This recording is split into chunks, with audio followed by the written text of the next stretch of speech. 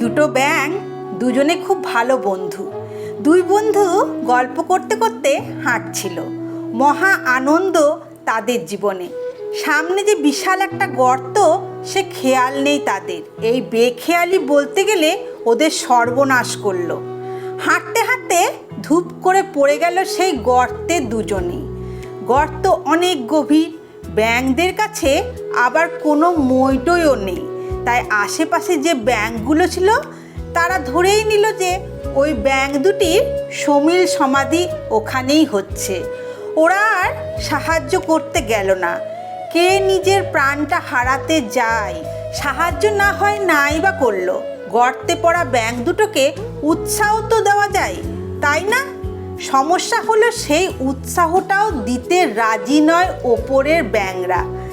একটা ব্যাঙ বলল, ওই গর্তটা পুরো ব্যাঙ রাজ্যের সবচেয়ে গভীর গর্ত, তোমরা কোনো দিনও পার হতে পারবে না।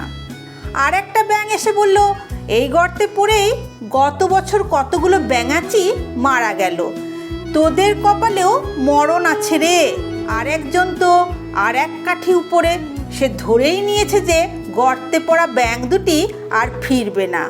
সে তখন বলে বসলো, তোমাদের পরিবারকে খবর দিয়ে না হয় নিয়ে আসি, প্রিয়জনকে শেষ দেখা দেখে নি। এই ভয়াবহ ডিমোটিভেটিং কথাবার্তা শুনেই গর্তের একটা ব্যাঙ ভয়ানক হতাশ হয়ে গেল। লাফালেও যে কিছু দূর এগোনো যায়, চেষ্টা করা যাক, সেসব ভুলে সে হতাশায় পড়ে চেষ্টা করাই ছেড়ে দিল। আর একটা যে ব্যাঙ ছিল, সে কিন্তু হাল ছাড়ার পাত্র নয়। সে গর্ত থেকে লাফিয়ে গেল। উপর থেকে ব্যাঙেরা যতই হতাশজনক কথা বলে, ব্যাঙটা ততই জোরে জোরে লাফাতে থাকে আর প্রতি লাফে একটু একটু করে উপরে উঠতে থাকে। সে ঘন্টাখানেক পর গর্তের পাশে তখন ব্যাঙদের ভিড় জমে গেছে। বিশাল এই ব্যাঙ জনতাকে অবাক করে দিয়ে দেখা গেল সেই ব্যাঙটা অত্র এলাকায় সবচেয়ে গভীর গর্তটা থেকে লাফিয়ে বের হয়ে এসেছে। অন্য ব্যাঙটা আর চেষ্টা করেনি, সে কিনা গর্তে বসে প্রহর গুনছে। এতক্ষণ গর্তের পাশে বসে বসে যে ব্যাঙগুলো হতাশজনক কথাবার্তা বলছিল, তারা কিনা হতবাক। বিস্ময়ের রেশ কাটতে না কাটতেই তারা জিজ্ঞেস করলো, কিভাবে পারলো সে? ব্যাঙটার জবাব কি ছিল জানো? ব্যাঙটি বলল, আমি আসলে কানে ভালো শুনতে পাই না। উপর থেকে তোমরা এমনভাবে চিৎকার করছিলে, দেখে মনে হচ্ছিল তোমরা উৎসাহ দিচ্ছ আমাকে আরও জোরে লাফানোর জন্য। আমি তাই আরও জোরে জোরে লাফিয়ে গেলাম। একসময় দেখি পার হয়ে গেছি। আমার বন্ধুটা কেন জানি লাফাচ্ছিল না, ওকে এখন বলি গিয়ে জোরে লাফাতে।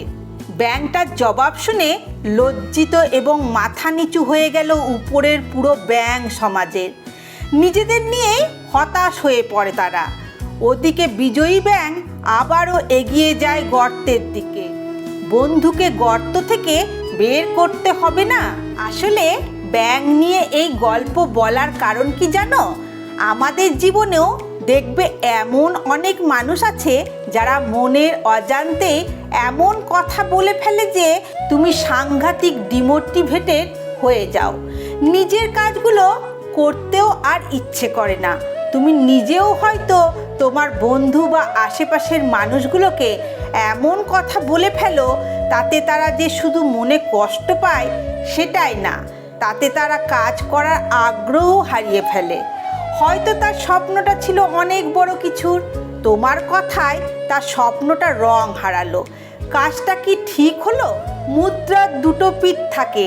একটা অর্ধেক ভরা গ্লাসকে তুমি দুইভাবে দেখতে পারো, অর্ধেক ভরা আর অর্ধেক খালি হিসাবে। একইভাবে সবার সব উদ্যোগের ব্যাপারে হতাশ না হয়ে উৎসাহ দেখাও, তাতে তোমার মনটা ভালো থাকবে আর সে পাবে অনুপ্রেরণা। এর থেকে নীতি শিক্ষা পাওয়া গেল, আমাদের জীবনেও সফলতা পাওয়ার জন্য মাঝে মাঝে কান বন্ধ রাখা উচিত, যাতে লোকের নেগেটিভ কথা আমাদের কানে না পৌঁছায়। এবং যতক্ষণ পর্যন্ত না আমরা সফল হচ্ছি, ততক্ষণ পর্যন্ত যেন লেগে থাকতে পারি।